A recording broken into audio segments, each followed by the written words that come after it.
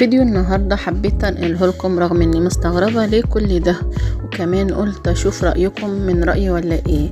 يعني جايبين سجادة هي مش كبيرة، حتى لو كبيرة طب ليه ده كله؟ كمية المية اللي استهلكوها والخامات والمجهود اللي طلع في السجادة دي، مع انها سجادة صغيرة يعني حوالي متر في متر ونص. كمية الصابون والمية والأدوات اللي استخدموها كان كفيلة ان هم يشتروا واحدة غيرها يعني.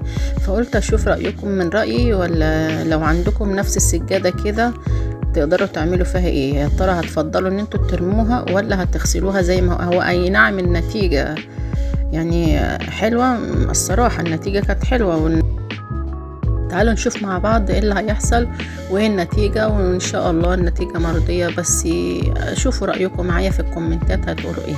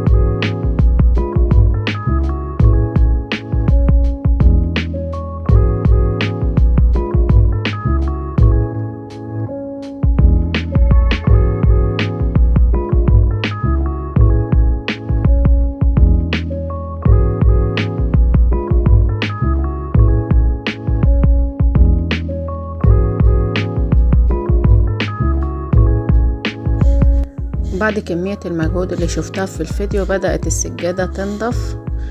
هي اي نعم السجادة حلوة مش وحشة، بس انا لسه عندي رأيي ان انا كان الافضل ان انا اشتري واحدة مكانها بدل التعب ده كله والمجهود اللي انا يعني اللي شفته.